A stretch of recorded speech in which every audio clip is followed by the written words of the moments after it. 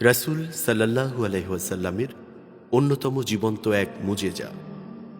ঐতিহাসিক বদরের যুদ্ধ শেষে রাসূলুল্লাহ সাল্লাল্লাহু আলাইহি ওয়াসাল্লাম সাহাবীদের নিয়ে মদিনার দিকে ফিরছিলেন। ক্লান্ত পরিশ্রান্ত রাসূলুল্লাহ সাল্লাল্লাহু আলাইহি ওয়াসাল্লাম ও সাহাবায়ে কেরাম বদর থেকে মদিনা আসার পথে ঐতিহাসিক এই জায়গায় যাত্রাবিরতি করলেন। এমত অবস্থায় তারা প্রচণ্ড পানির পিপাসা অনুভব করলেন। কিছু সাহাবী অসুস্থতাও অনুভব করতে লাগলেন। যখন তাদের কাছে পানির সংকট ছিল, এমন তপ্ত মরু ও পাথুরে পাহাড়ি এলাকায় পানি পাওয়াটাও তখন দুষ্কর ছিল।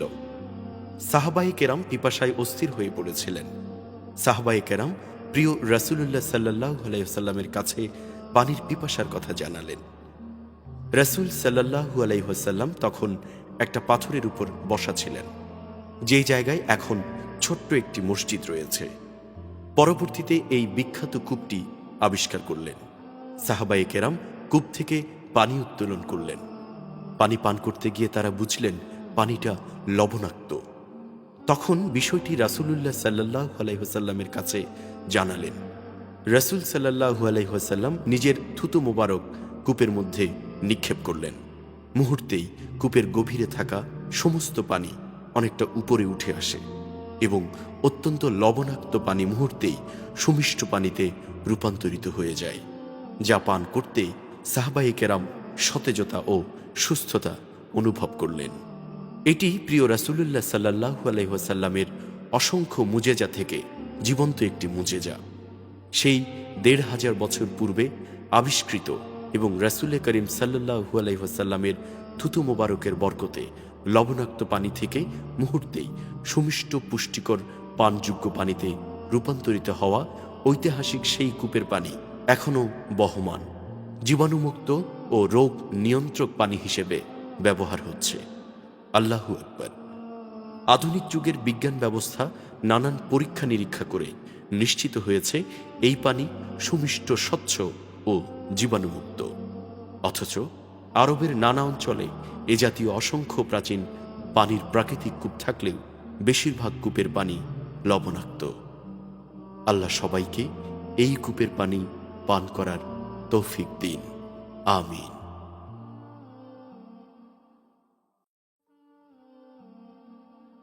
রাসূল সাল্লাল্লাহু আলাইহি ওয়াসাল্লামের একটি অলৌকিক মুজেজা। আল্লাহ তাঁর প্রেরিত নবী রাসূলদের পৃথিবীতে পাঠিয়েছেন মানুষকে হেদায়েত করার জন্য। মানুষ যাতে নবী রাসূলদের প্রতি আস্থা স্থাপন করে, সেজন্য তাদের আল্লাহর পক্ষ থেকে এমন কিছু ক্ষমতা দান করা হয় যা অলৌকিক ক্ষমতা বলে বিবেচিত। আখিরি নবী হযরত মুহাম্মদ মুস্তাফা সাল্লাল্লাহু আলাইহি ওয়াসাল্লামও ছিলেন এমন অলৌকিক ক্ষমতার অধিকারী। নবী করিম হযরত মুহাম্মদ মুস্তাফা সাল্লাল্লাহু আলাইহি ওয়াসাল্লামের অন্যতম অলৌকিক ঘটনা রদ্দে শামস হল অস্তমিত সূর্যকে ফিরিয়ে আনয়ন করা।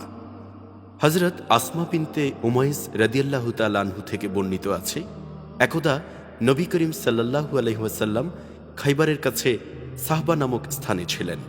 তার মাথা মোবারক হযরত আলী রাদিয়াল্লাহু তাআলা আনহুর কোলে রেখে বিশ্রাম করছিলেন।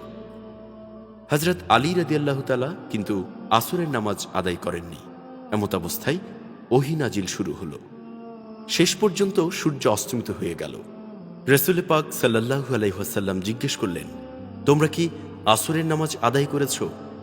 হযরত আলী রাদিয়াল্লাহু তাআলা বললেন, হে রাসূলুল্লাহ, না। তখনই রাসূলুল্লাহ সাল্লাল্লাহু আলাইহি ওয়াসাল্লাম হস্ত উত্তোলন করে দোয়া করলেন, হে আল্লাহ, আলী আপনার রসূলের অনুগত ছিল, সূর্য ফিরিয়ে দিন যাতে সে আসরের নামাজ সঠিক ওয়াক্তে আদায় করতে পারে। হযরত আসমা বিনতে মাআস রাদিয়াল্লাহু তাআলা বলেন, অস্তমিত সূর্য পুনরায় দিগন্তে দৃশ্যমান হল।